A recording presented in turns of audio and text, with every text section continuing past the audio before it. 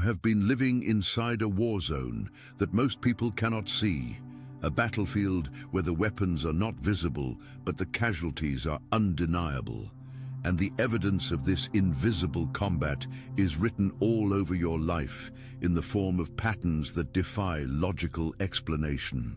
You have worked harder than everyone around you, poured more hours into your craft, sacrificed more relationships for your purpose.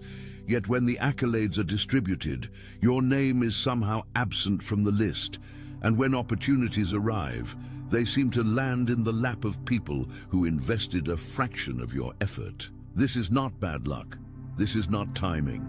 This is not even human conspiracy in the traditional sense. This is recognition theft, a coordinated spiritual operation that has been targeting you specifically because of what you carry, because of the frequency signature embedded in your DNA, because of the assignment written into your spiritual blueprint before you ever took your first breath in this physical dimension. The reason you have felt crazy, the reason you have questioned your own perception, the reason you have wondered if maybe you are just paranoid or too sensitive, is because this type of warfare operates in the gap between what is visible and what is real, exploiting the fact that most people only believe what they can see with natural eyes, which means that when you try to explain what is happening to you, when you attempt to articulate the sensation of being systematically erased, people look at you with that specific expression of concerned confusion that makes you feel like you are losing your grip on reality.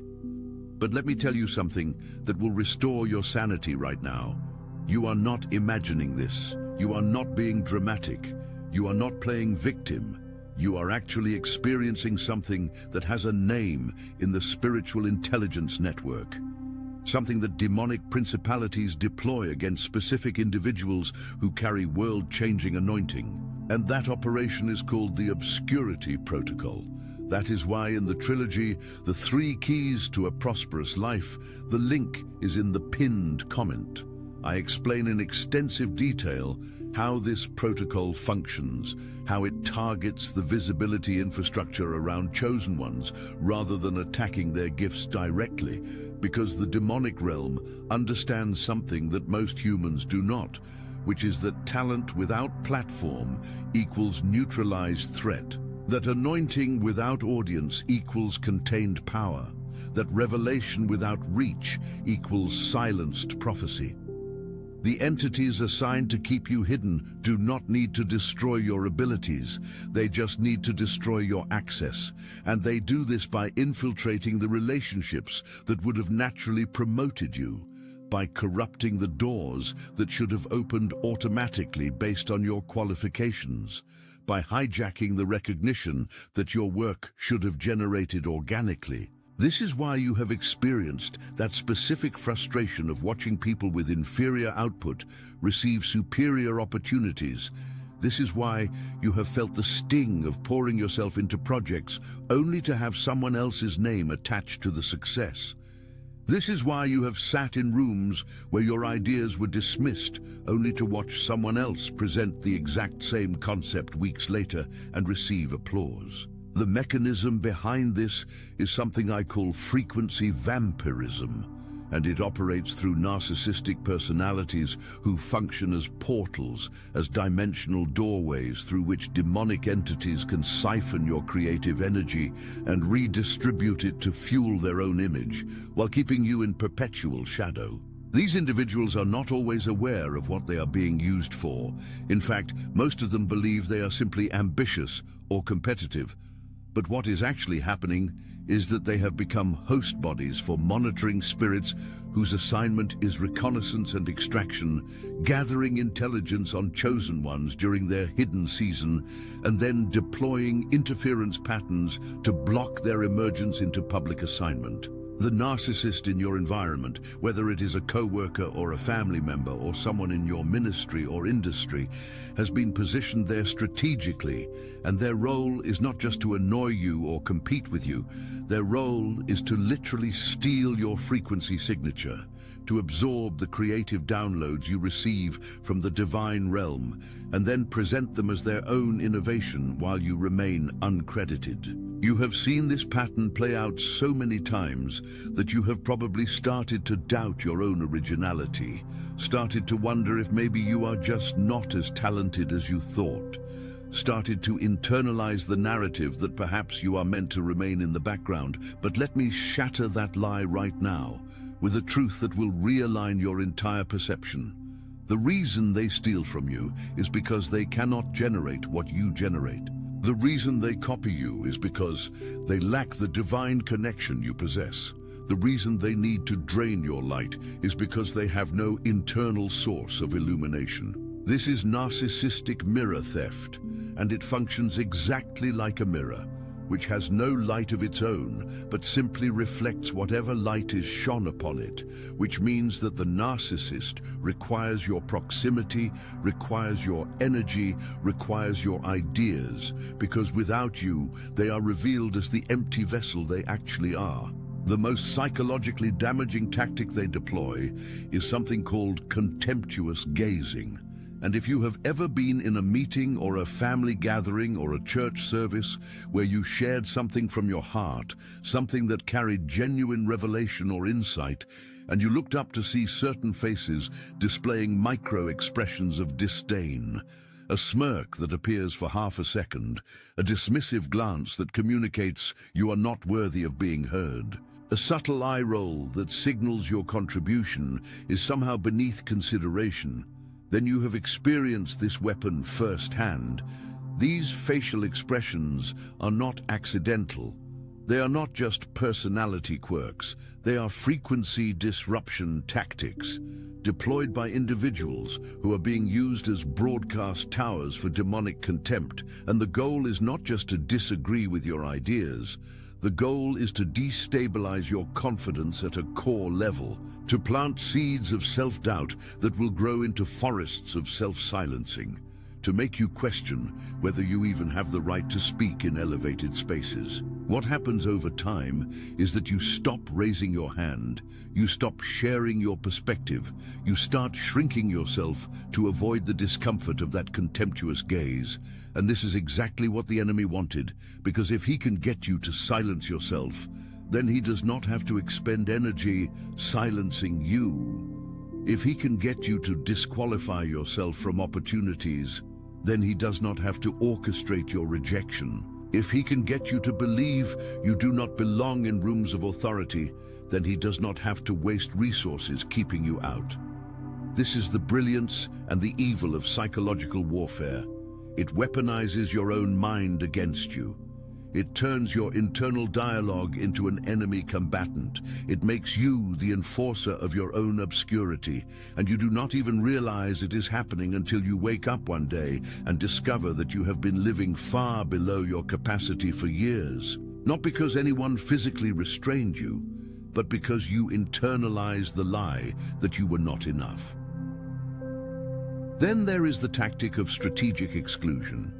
And this is when you notice that you are mysteriously left off email chains that you should have been included on, not invited to meetings where decisions affecting your work are being made, forgotten when opportunities are being distributed to team members, overlooked when leadership is acknowledging contributions. And when you bring this up, you are met with responses that sound reasonable on the surface, explanations like, "It was an oversight," or "We thought you were too busy," or "It must have been a technical glitch."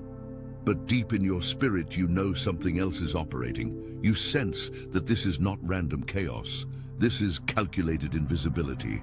The narcissistic gatekeepers in your environment, whether they hold formal authority or just social influence, have recognized that if you gain access to the same platforms they occupy, if you are given the same visibility they enjoy, if you are placed in the same rooms where decisions are made, your authentic anointing will expose their manufactured persona. Your genuine authority will reveal their positional power as hollow. Your effortless excellence will contrast sharply with their labored mediocrity. So they use whatever leverage they have to keep you quarantined in obscurity, to ensure that you never access the rooms where your gifts would naturally shine, where your voice would naturally command attention, where your presence would naturally shift atmospheres. And they do this through 1,000 small acts of exclusion that individually seem insignificant, but collectively create an impenetrable barrier between you and your destiny. You start to notice that certain people seem to have an invisible force field around them when you approach. They suddenly remember an urgent task when you walk into a room. They shift their body language to communicate unavailability when you try to engage in conversation. They redirect conversations away from topics where your expertise would be valuable. They interrupt you mid-sentence when you are building toward a point that would demonstrate your insight. And all of this is executed with such subtlety that if you called it out, you would sound paranoid. You would be labeled as someone with a victim mentality. You would be accused of being too sensitive or reading into things that are not there. But now we shift from the three-dimensional tactics to the invisible mechanics, from the human agents to the spiritual architects, from what you can see with natural eyes to what is operating in the realm that most people do not have clearance to perceive. And this is where the real warfare is happening. This is where the actual assignments are being issued. This is where the strategic operations are being coordinated. The overlooking you have experienced is not just human jealousy or organizational dysfunction. It is a monitoring spirit assignment. And these entities function as intelligence gatherers for the kingdom of darkness, as reconnaissance operatives whose sole purpose is surveillance, observation, documentation, cataloging. They watch chosen ones during the hidden season. They take notes on your gifts. They document your calling. They analyze your anointing. They study your assignments. And then they deploy interference operations specifically calibrated to block your emergence, to prevent your transition from hidden to seen, to abort your promotion from private to public. Think of monitoring spirits as demonic drones, hovering over your life at all times, invisible to natural sight, but very real in the spiritual dimension, equipped with surveillance technology that allows them to track your movements, record your conversations, analyze your patterns, identify your relationships, and most importantly, detect when God is preparing to accelerate you toward public assignment. These entities are not omniscient like God.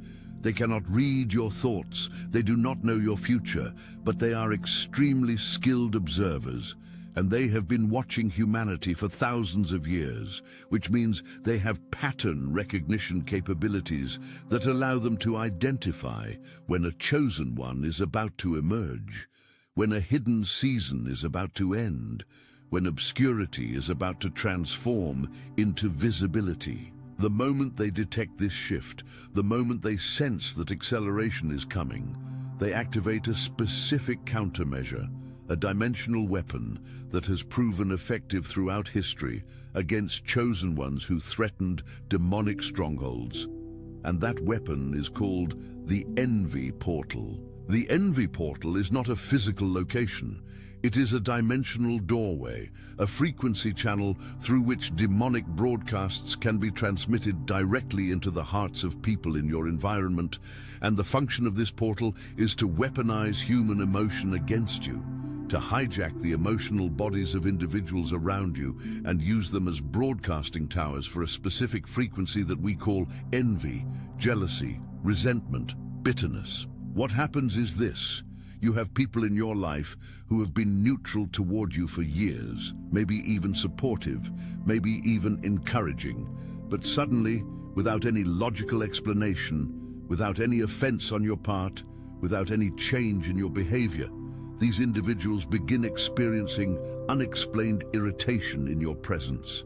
They feel uncomfortable when you speak. They become critical of things they used to praise. They find fault with achievements they used to celebrate. They question motives they used to trust, and they do not understand why they feel this way. They cannot articulate a rational reason for the shift.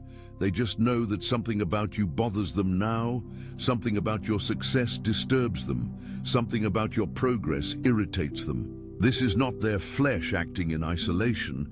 This is not just human nature being petty. This is a frequency hijack. This is a monitoring spirit, using their emotional body as a transmitter, broadcasting envy frequency into their consciousness, planting thoughts that feel like their own thoughts, but are actually suggestions being downloaded from the demonic realm. And the purpose of this operation is to create an atmosphere of resistance around you, to surround you with people who subtly undermine your confidence, who question your decisions, who doubt your calling, who dismiss your gifts, who minimize your achievements, who find reasons to criticize rather than celebrate. And the cumulative effect of this atmospheric resistance is that you begin to move slower, you begin to doubt faster, you begin to shrink smaller, you begin to silence yourself more, and this is exactly what the monitoring spirits wanted. This is the outcome they were assigned to produce. This is the mission they were deployed to accomplish. The legal grounds for this attack, the spiritual jurisdiction that allows these entities to operate against you, is something I call anointing irritation law. And this is a principle that operates in the spiritual courtroom, the invisible realm where cosmic legal proceedings determine what can and cannot happen in the physical dimension. Here is how it works. When an individual carries oil, when they are anointed for divine assignment, when they have been marked by God for a specific purpose, their very presence disturbs demonic territories. Their existence threatens established strongholds. Their assignment challenges principalities that have been ruling regions for centuries. The anointing on your life is not just a blessing for you, it is a threat to them. Because your promotion means their demotion, your emergence means their displacement, your visibility means their exposure, your authority means their eviction, and they know this, which is why they fight so viciously to keep you hidden, which is why they invest so much energy in maintaining your obscurity, which is why they deploy such sophisticated operations to block your recognition. The principalities governing your city, the territorial spirits assigned to your industry, the demonic rulers managing your family system, they all sense the threat you represent.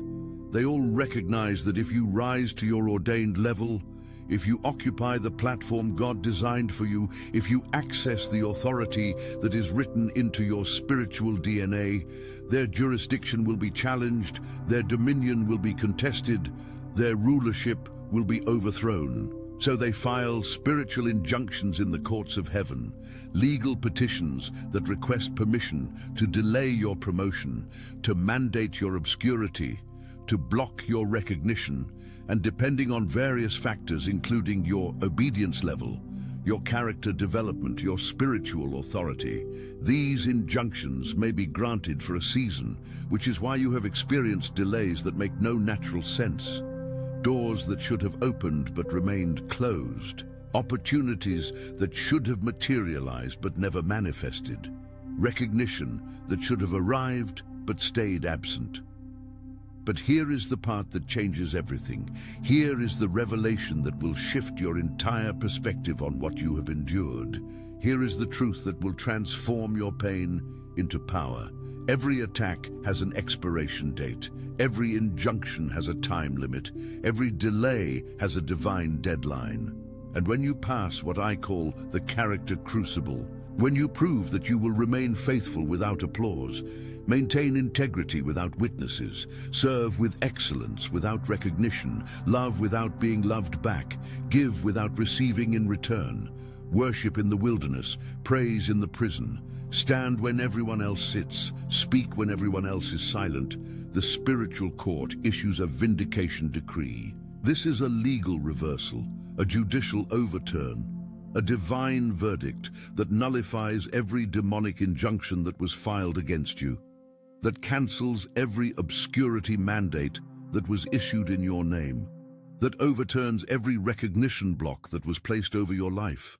And when this decree is released from the courts of heaven, it carries the full weight of divine authority, which means no demon can resist it, no principality can block it, no territorial spirit can delay it. The Vindication decree comes with specific instructions for the spiritual realm. The monitoring spirits are served eviction notices. They are commanded to cease surveillance operations and vacate their positions over your life. The envy portals are sealed shut. The dimensional doorways through which demonic broadcasts were being transmitted into the hearts of people around you are permanently closed. The frequency hijack is terminated. The emotional manipulation is ended.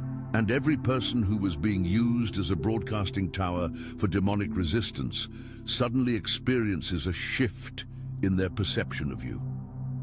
But it goes further than that, because the decree also includes what I call a divine shock warrant, which is a mandate that requires everyone who participated in your suppression, everyone who contributed to your obscurity, everyone who dismissed your gifts, everyone who stole your recognition, everyone who blocked your opportunities, everyone who enjoyed watching you struggle in hiddenness, to witness your emergence in a way that leaves them undeniably aware that this is the hand of God, that this is not human strategy, that this is not networking or luck or timing, that this is divine orchestration that cannot be explained away or rationalized or dismissed.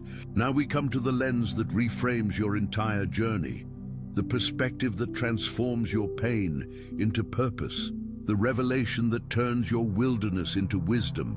And this is the understanding that your hidden season was never punishment.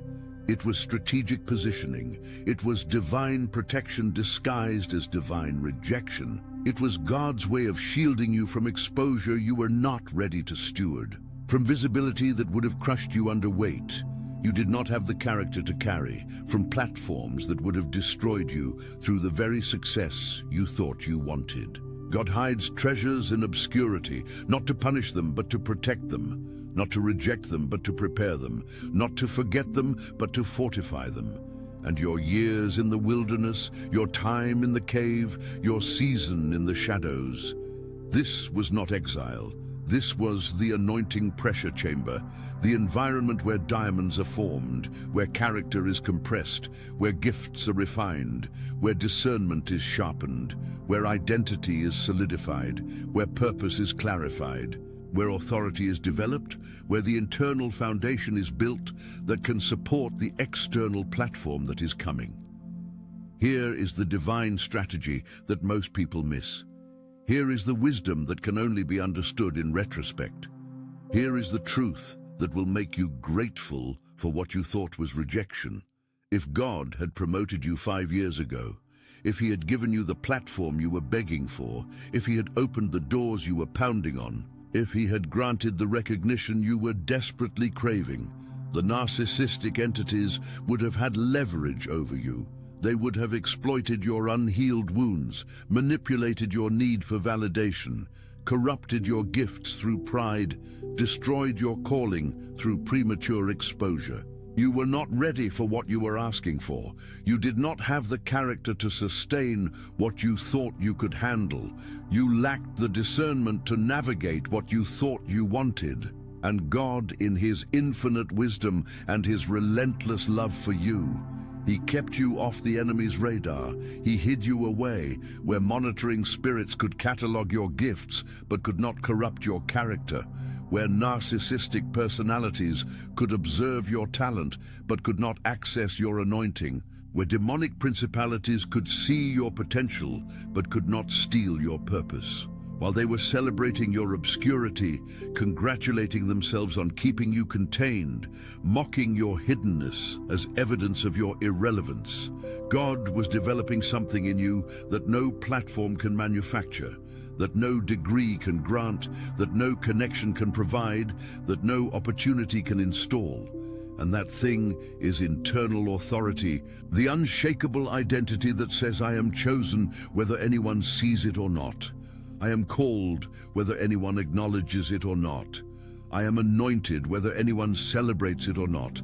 I am qualified whether anyone promotes me or not. My value is not determined by human validation. My worth is not established by public recognition. My identity is not dependent on external confirmation. This is the foundation that was being built in you during those years. you thought were wasted. This is the character that was being forged in you during those seasons you thought were pointless. This is the authority that was being developed in you during those moments you felt forgotten. And now that foundation is solid, now that character is tested, now that authority is proven. Now you are ready for what is coming. Now you can handle what is about to be released. Now you can steward what is about to be entrusted to you. The vindication that is arriving is not about revenge against the people who hurt you. It is not about proving you were right to the people who doubted you. It is not about getting even with the narcissists who stole from you. It is not about making your enemies suffer the way they made you suffer, because that would be carnal warfare. That would be operating from the flesh. That would be reducing divine strategy to human pettiness. And God's plans are infinitely higher than that. His purposes are cosmically larger than that. His designs are strategically deeper than that. The vindication is about kingdom positioning.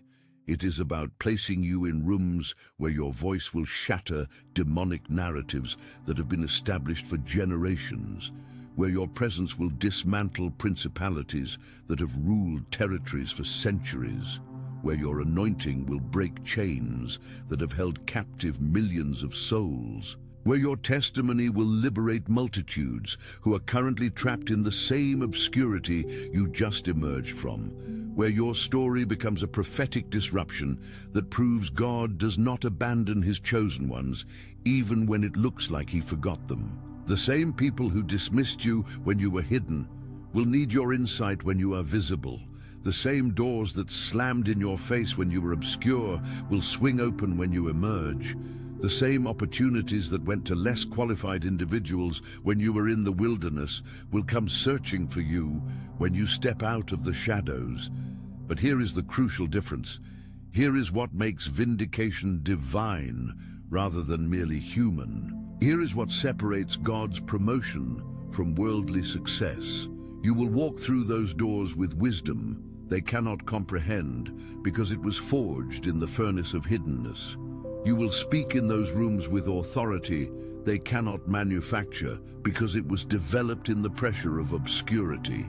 You will carry yourself with humility they cannot fake because it was cultivated in the garden of rejection, and everyone watching will know that this is not your doing. This is not your strategy. This is not your connections. This is the undeniable hand of God, lifting you from the pit and placing you on the platform. Your story becomes ammunition for everyone who feels forgotten right now. Your emergence becomes evidence for everyone who feels overlooked at this moment. Your vindication becomes hope for everyone who feels invisible in this season. Because when they see that God did not forget you, they are reminded that he has not forgotten them. When they witness that God kept his promises to you, they are encouraged that he will keep his promises to them. When they observe that God vindicated you after years of obscurity, they are strengthened to endure their own hidden season with faith that their emergence is also coming. This is why your story matters beyond your personal experience. This is why your vindication serves a purpose larger than your individual recognition. This is why God invests so much time preparing you before promoting you, because you are not just being positioned for your own success, you are being positioned as a prophetic sign to a generation that has almost given up on the faithfulness of God, that has almost stopped believing that righteousness gets rewarded, that has almost concluded that only the corrupt succeed and the pure remain poor. The shocking part of vindication, the element that even you will not fully be prepared for, the dimension of divine promotion that will leave you speechless, is what I call involuntary testimony syndrome. And this is when the very people who participated in your suppression, the individuals who stole your recognition, the narcissists who vampired your frequency, the gatekeepers who excluded you strategically, the monitoring spirits who filed injunctions against you, even your declared enemies who celebrated your obscurity. All of them will be compelled to acknowledge the hand of God on your life, not because you demanded it, not because you manipulated circumstances to force recognition, not because you threatened or guilted or shamed them into confession, but because when God promotes you, He does it so undeniably, so publicly, so powerfully, so obviously, that even skeptics become witnesses. Even mockers become believers. Even enemies become testifiers. They will struggle to explain how you went from overlooked to unavoidable. They will search for natural explanations and find none that make sense. They will try to attribute your rise to luck or timing or connections, and the facts will not support those theories. They will attempt to downplay your promotion as temporary or circumstantial, and the evidence will contradict them. They will scramble to find some way to discount what is happening, but the reality will be too overwhelming to deny. And in that moment, even if they hate you, even if they still envy you, even if they wish it were not true, they will be forced to admit, at least privately to themselves, if not publicly to others, that there is something on your life that is beyond human explanation, that your emergence is not random coincidence, that your vindication is not manufactured success, that your promotion is the work of a divine hand that orchestrated circumstances in ways no human could have planned. This is the shock. This is the element of vindication that silences every human argument against you. This is the dimension of divine promotion that leaves no room for debate, because when God moves on your behalf, He does not just open doors, He blows them off the hinges. He does not just give you opportunities, He creates platforms that did not exist before you arrived. He does not just promote you within existing systems, He establishes new systems with you as the architect, and everyone watching sees that this is not normal career progression. This is not typical networking results. This is not standard industry advancement. This is supernatural intervention that cannot be replicated, imitated, or explained away. Now let me take you into the lived experience of what you have endured, the specific moments that prove you are not imagining this warfare, the detailed scenarios that validate your perception.